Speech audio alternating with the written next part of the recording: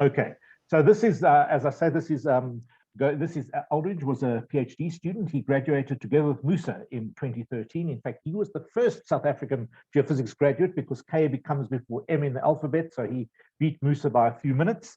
But anyway, they were at the same ceremony over here. First Black South Africans to graduate in geophysics. Let's go. Let me see, get my to advance here.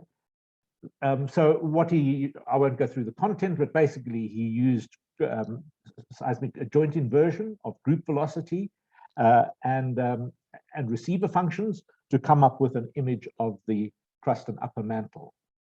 And all of you, I suppose, who do anything to do with seismics in the Bushveld this should be part of your literature review. You should read it and be familiar with the methods and the discoveries over here. So there were two phases over here. It says the joint inversion to jointly invert receiver functions and surface waves to get 1D shear wave. The second phase was this whole question, and there'll be a second paper that I'll show here, where it looks at doing the higher resolution mapping to see if you can show the continuity and connectivity of the mafic units, and that's been Sue's been a drum she's banged for many years, so that's an important thing.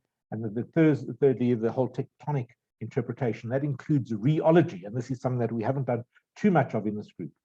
Okay, you know where the Bushveld Complex is, and you know the geological question. You should be very familiar with these things already.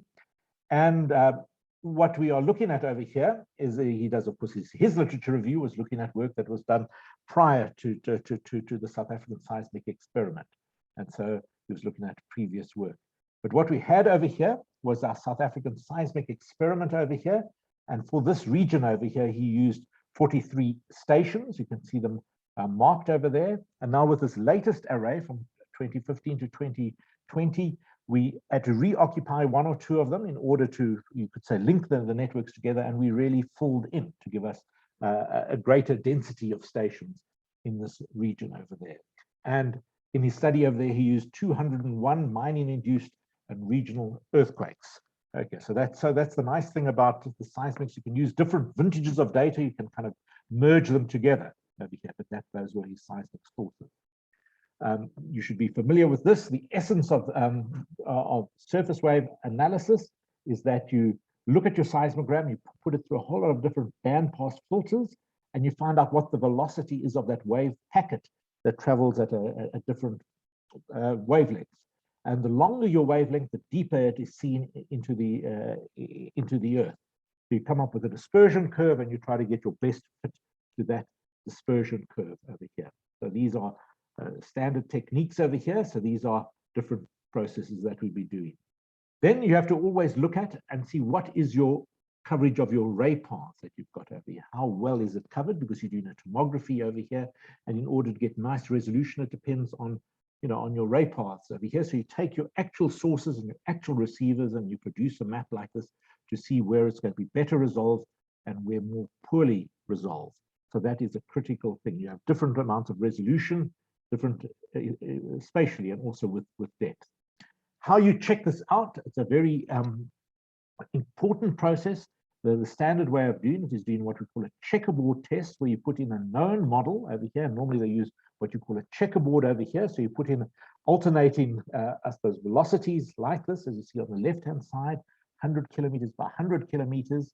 And then you ray trace through your model, okay, over here, using your actual source positions and your actual receiver positions to create a synthetic data set and see how well you can recover it at different periods over here. So it can give you an idea of how well you can resolve things. And you'll see for these kind of studies, the important thing over here is, look at the size of this, 100 kilometers by 100 kilometers, and that often turns out, with the wavelengths we're working with, almost the best resolution we can achieve over here. So you're not going to see little things over here. And even here you battle to resolve some of this. So you must be very careful not to over-promise on what you're going to achieve when you're using regional and teleseismic waves. Okay, here's so doing a different size model for for the same period over here. Bigger model, and you can see you can get better resolution. There's some areas, if you look on the right-hand side, where they're nicely resolved because you had many ray paths. There are other places where they're terribly smeared. Often just the tomographic images, get published, and people do a little bit of geoartistry and drawing the things they like to see without considering how these issues of resolution. So that's something very, very important to bear in mind. Okay, so now the end result was, after doing all that, it was possible to come up with some group velocity maps over here. And from that, you also have to always look at your error estimates. How well do you know these, your estimates? How reliable is the data? So that's an important part of any geophysical study. But that's a little bit on the surface wave processing. And I guess, Herman, this is what you'll be doing. And then, of course, with your receiver functions over here, what you have to do is you look at those conversions that happen here, at this case, at MOHO, or even at layers within the crust. You try to pick them out. And you can see this is called high frequency receiver functions. But when you're working with high frequency receiver functions, generally you're looking at frequencies of around 1 to 2 hertz over here. So again, if you think of your wavelength over here, these are quite long wavelengths. So it's nothing like high frequency when you talk about reflection seismics, when you've got a controlled source over here. But again, what you do is you have different earthquakes coming in from different azimuths over here, different back azimuths being recorded at one station over here. And from that, you put them into different groups over here and you stack them, and then you try to see how reliable that is. But what you're trying to do over here is different earthquakes coming from different azimuths will have different piercing points. They'll be sampling the MOHO and let's say discontinuities within the crust at different points, and you're trying to extract as much information as you can as possible. So this is what you do. And what you're trying to do over there, of course, is to jointly invert your short period dispersions over here. This is for a station over here with your group velocities in the range from 2 to 15 seconds, also using a global model by Michael Passianis, where he was working with 20 to 100 seconds data. So this is quite very long frequency data to give you your dispersion curve out to 100 seconds period over here. You can see the group velocities for the short low periods are on the left-hand side in red, and then you've got your regional ones that really are for the African continent as a whole and combined to give a composite smooth model. And then when you jointly invert them, this code was developed by a chap called Jordi Julia, who I got to know at Penn State University. He's now in Brazil. Very smart, clever guy, and he jointly inverts them to come up with the best possible model. You can see, for each station over here on the left-hand side, you can see for Lubatsi in Botswana, you can see there are 4 different models have been derived, and each one has got for a group of seismograms that had a different azimuth over here. So you get slightly different models. You can see how you parameterize this. You have different layers in here, usually of perhaps 2 kilometers thickness down to MOHO. But you mustn't kid yourself that you can see there's a low velocity layer on the left-hand side. You have to really convince yourself, is that for real or is that just an artifact of your data? But this has now been broken out for the, for 1, 2, 3, 4, 5, 6, 7, 8, 9 stations to try to map out, what evidence is there for it's a high velocity layer in the middle crust or the upper crust that could indicate that the Bushveld complex is continuous. And what you also trying to map over there, you can see is the depth to MOHO, and that's just taken as when I think your shear wave velocity exceeds something like, what do we use there? Anita, you better remind me. I think it's something like 4.2 or 4.3 kilometers per second is what we took. And then the area that's shaded in there is the amount of lower crust that exceeds 4 kilometers per second, which would be perhaps of a more mafic nature. Joint inversion results over here and plotted out. And what you can see at the bottom there is the thickening of the crust. MOHO is getting deeper in the middle around SA47, which is in the middle. And you can see perhaps variations in the structure, the velocity structure as you go along here. Right, so that's really his conclusion there. So you do get these higher, lower crustal velocities in the central zone. They say they tend to prefer the De Beer and Mayer type model in the upper crust. Okay, then they talk about the uncertainties, and they talk about the results show a higher mafic content in the center of the Bushveld complex compared with surrounding regions, and they come to some conclusion there. Let me move on to the next presentation, which takes us a step further. Okay, so hopefully you can see now one saying, Stephanie, if you could reply, can you see a slide saying the challenges of imaging the Bushveld data using teleseismic data? Yes, yeah. Yeah, okay, so this was the previous one he presented in 2010. This is in 2011. Again, the similar background, similar, this is the second phase, what he's trying to do over here. Same slide over here showing the Bushveld complex. Same, you can see the De Beer and Mayer model over here, the dipping sheet model, and then you've got your continuous sheet model over there. And so now the whole idea, previously he said, based on what his first look was more like the De Beer and Mayer model, but now we were really testing to see whether we could do a more detailed study, suck out all the information over here. Essentially the same data set, same work on resolution, okay, over here. But here on this slide, he just shows some of his now group velocity maps, different depth slices, okay. And generally, you to convert very roughly from period over here of the wave you're looking at to depth, you multiply by 1. So 2 seconds is about 2 kilometers, but it's a very smeared out zone. You've got your resolution kernel, and it gets bigger and bigger as you get deeper and deeper down. So it's not simple to do a time to depth conversion. It's not just taking the velocity. You have to look at changes in resolution because your wavelengths are getting bigger as you go deeper and deeper down. So this is looking at our time slice view. Again, looking at the joint inversion, what you can see on the right-hand side, very what I was trying to explain, there's your depth sensitivity kernel. So you can see that on the right-hand side there's that multicolored graph, and you look at the 2-second graph, you can see it's getting most of its information, okay, over here where you get that peak on the right-hand side at depth around 2 kilometers. Then you go to the red curve, that you can see it's now got its peak at around the 4-second curve at around 4 kilometers, but it's getting a lot fatter. You look at your green curve, 6 seconds, it's got its peak more or less around 6 kilometers, but you can see it's even fatter. And when you get down to 15 seconds, maybe its peak is roughly at 15 kilometers, but you can see the information is coming, all the way from 4 seconds to 28 seconds. So your resolution is decreasing. It's sampling more and more of the crust, you could say, as you go deeper down. So when you look at those time slices, please never just do a simplistic time to depth conversion in terms of what the shear wave velocity is, kind of an integrated function over here.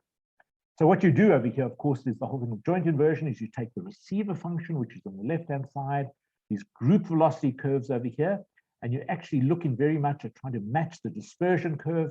But what's very important that you see over here are your kind of error bars that you have over here. For each of those group velocities, you can see there are very fat error bars over here.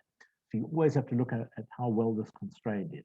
But by combining them, you try to find the best model that can fit both the receiver function at that station and the group velocity dispersion curve at that station. Right, and so this again is the whole set over here, pretty similar to what was done before, but trying to really suck out the maximum value from this. So what was done over here is that Eldridge did a lot of work over here, taking different profiles, and what's shown over here is when you look at it from C to D, and A to B, and E to F over here, and seeing what we can extract in terms of the structure of the crustal layers, the middle crust, from these curves. So a lot of work was done over here. So what he was trying to find, which is more compatible with the model, is it the Mayer and De Beer model on the right, or the Webb and Cawthorne and friends model on the left? And you can see in the end, by doing these careful studies, the conclusion was that the data is not compatible with the Mayer and De Beer, but it is highly compatible over here with the existence of a high velocity layer somewhere between 5 and 10 kilometers. Okay, but of course you do not see the fine structure. Remember what your resolution is like and things like that. You can't see the faults and the details over here. And so even we took one station in a lot more detail, station SA47, and we looked at the surface geology, and you can see it's, if you look at it in more detail, it's quite a highly faulted area, structurally complex area over here. And so that's the position of the station, and these would be A, B, and C would be the piercing points where these converted waves would have come from over here. And you can see there's quite a significant difference in your waves recorded at the same station, but depending where they came through. And this is just evidence for, the kind of heterogeneity that you have in your crust here. But it's not going to allow you to map these faults in any kind of detail in the subsurface. So the conclusion is over there to the northeast, the mafic layer in the upper crust is better developed, and also to the east. But when you look to the southwest, it's poorly developed, but less evidence for high velocity rocks in the middle crust. So it's quite a broad scale thing. Now, what we were looking at over here was really running some synthetics over here to see if you change that model a little bit, you put in, and this is something what I'd recommend that we do more work on over here, is see what are the chances, what is your maximum limit of resolution. So you can see over here, we're trying to see whether or not you can pick up layers that are 1 kilometer thick or 2 kilometers thick. And remember, with reflection seismics, you're trying to pick out things that are a few tens of meters in thickness. Okay, here perhaps you can just pick up a 20 meter thick layer or 40 meter thick layer. Here a lot, instead of 10 meters, or 100 meters, here we're looking at 1 kilometer thick is the best we can do. So it's 10 times worse in terms of picking things out. Right, and so over here we come up with the model over here and do the best that we can with geological structures to try to predict what the geology would look like at depths, between the surface and down to depths of perhaps 6 kilometers, and whether or not there's evidence there for high velocity layers. Right, so this is the whole thing over here. But this is over here, I guess bullet point number 3 over here is our findings are consistent with a continuous sheet type model, and that there's and then also confirming this 5 to 8 kilometer thickening of the crust over here. So Sue gets a tick over here. Right, that's and then they talk about the whole, we found a lot of non-uniformity in the center of the Bushveld complex, could be due to diaprism, metamorphism, all sorts of things like that. So, and he talks about in future, it would be perhaps useful to combine the surface waves with also ambient noise measurement. And this is something that has been started with our current data set in the new array. Okay. Let's get rid of that. Let's pull up the next one. And that's the third. This is now part 3 of Eldridge's PhD. Okay. And we also now looked and said we've not only got reflection size, we've got our seismics, but we also have heat flow data. We know something about the rock types. And so we can look at rheology. And as far as I know, this is the last time we really did anything serious with rheology in geophysics, and perhaps it's something that we should be building into our doing more of in the future. Okay, so what you have to do over here, he just discusses what's been done previously here, and our general maps over here, the Bushveld complex that we've looked at over here, the tectonic framework, the different arrays over here. And this is now not just for the Bushveld complex, this is a South African-wide study for the whole array. So we're looking at different areas in South Africa over here. And he goes through the whole background to brittle and ductile deformation. What are the important components over here? And of course, it depends on your geothermal distribution and your rock properties and on your stress.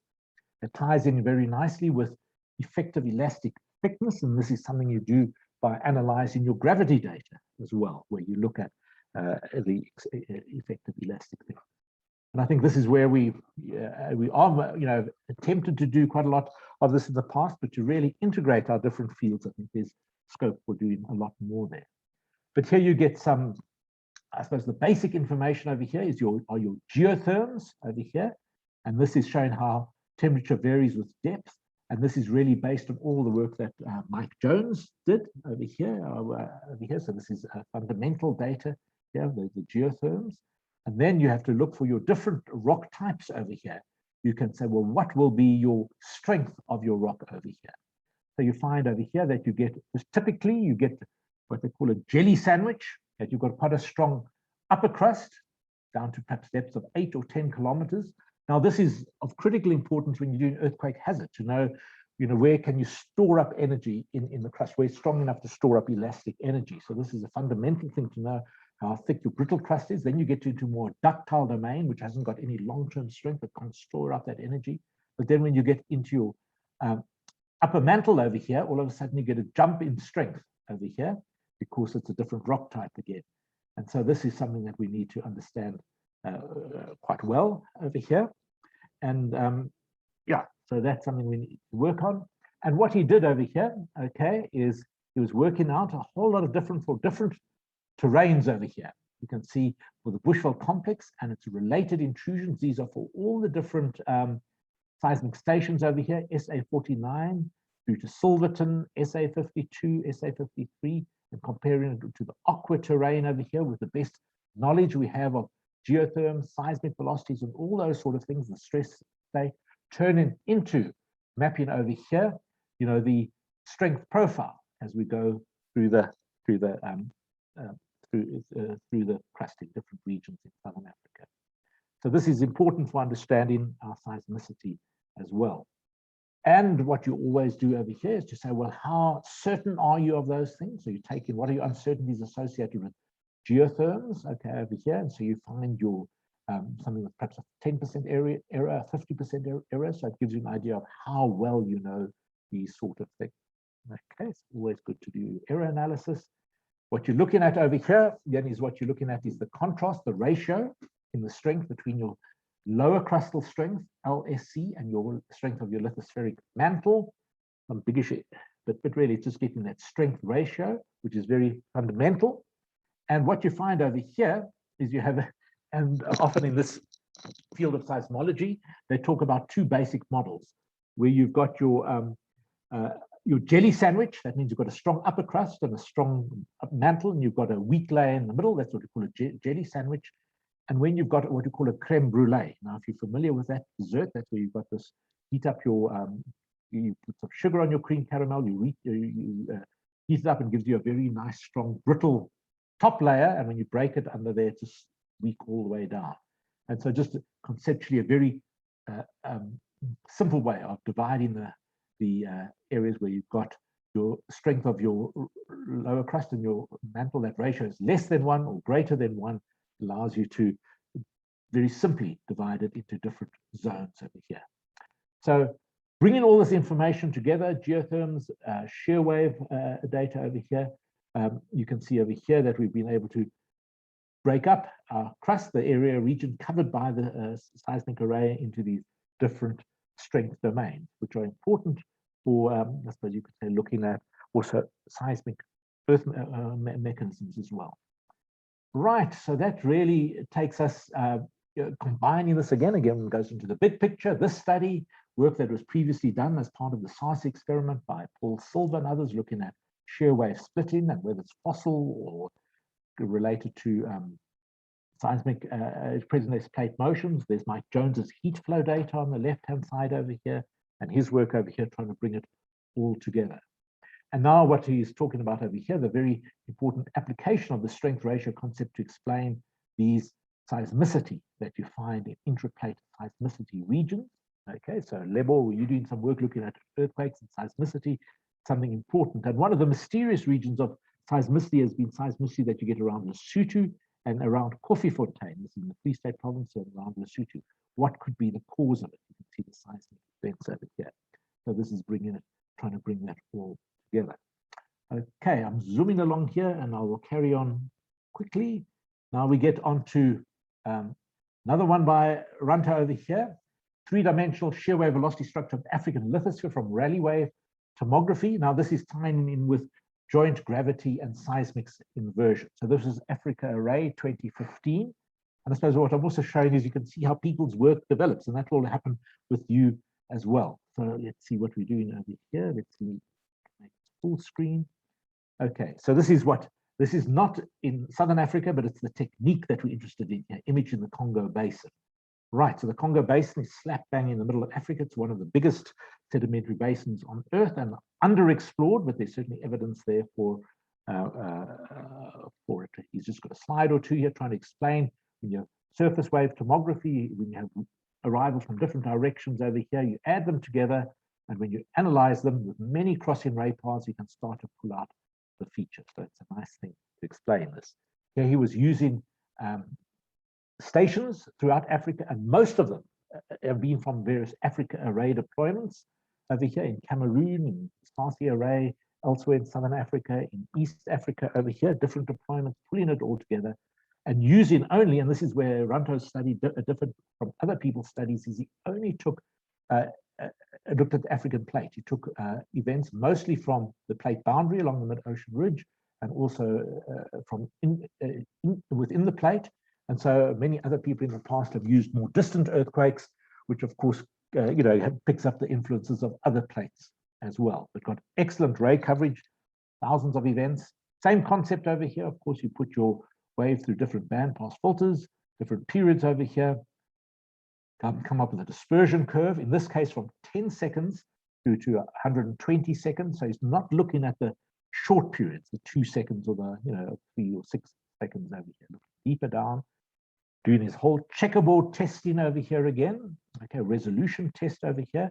And on the one side on the left, there are 4 by 4 degrees. So you're looking at 440 kilometers by 440 kilometers. On the right-hand side, 550 by 550. So we're not looking at tiny things here. And seeing how well with this data set, how well you can resolve the features in the Congo Basin at different depths, different time slices. Okay, remember the relationship, roughly 20 seconds relates roughly to 20 kilometers depth, but with quite a broad kernel around it. 100 seconds will be 100 kilometers depth, so you're looking then into your upper mantle. Here we show the group velocity map, and you can see around the Congo Basin, you see that you can see compared to ringing it, you've got the bluish colors, which are higher velocities, and this is a slice of 20 seconds, roughly 20 kilometers. You can see slightly lower velocities, and that presumably is the effect of the sediments. And here we're going down to 60 seconds, perhaps down through the crust. Taking a whole lot of slices over here, you come up with your shear velocity dispersion curve and your shear velocity model. See how well you can resolve that, and you can come up with your maps. This is that now time to depth conversion has been done, and as best you can look at it at different depth slices. And so in the end, okay, we'll come to another paper by him where we show this in more details over here. But at this Africa Ray meeting, he was just going through the seismic inversion. Right, let me close that one. And then we get onto, right, I want to pick this up over here. No, that's not the one I want. Let me get that down. Go to another one over here. Right, this is some work that he's been doing more recently, right towards the end of his stay here. Okay, looking at the thickness of the Bushveld complex from teleseismic receiver functions. This is now with the new array. So he did a bit of work, and some of the American students did some work over here.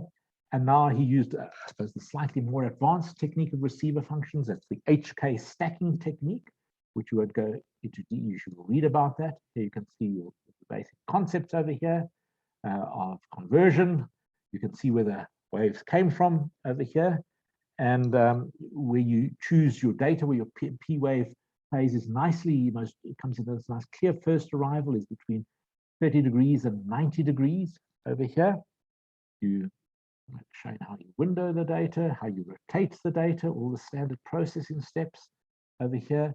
And what you solve over here is really you're looking at for your ratio in P and S wave velocity depth and your MOHO depth, and you do a grid search over here, systematic grid search, where you're not only looking at your first conversion, but you're looking at some of the reverberations in the crust over here, and you give them different weightings over here in order to come up with a better model.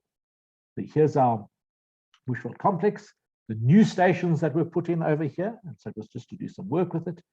And really, he now then talks about what we're trying to do over here, and is to try to image that as best as possible. So he just really did a few of the stations over here, really, and you can see what's been done over here is overlaid on this map over here are the old stations and the new stations. SA 49s and 48s are the old stations, those in red, and those in with the open triangles are the new stations that have been put in. So we try to both densify it and extend into areas that weren't perhaps so well covered in the past. It's a slow process over here. So here he's done again, got receiver functions, and was able to, you can see over here where your station is centered, he binned them according to the different azimuths over here. This is the back azimuth over here. So you've got those events, number 4, coming from the Alps over here, and Turkey. You've got those coming from the east. Number 1, that's from Indonesia. Those from the south over here, which are the mid-ocean ridges around Antarctica. and those from the west, which are the mid-Atlantic ridge and Chile, the subduction zone. And so you find over here that you find, you know, that the moho comes out fairly strongly over here from all the regions, but we are looking for detail over here.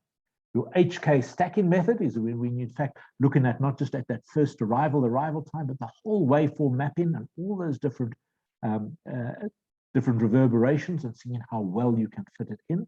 And then you do this by a grid search of the space over here, testing for different moho depths, different PS ratios, and seeing what is the best fit. But what is very nice over there, it gives you an idea of your uncertainty ellipse.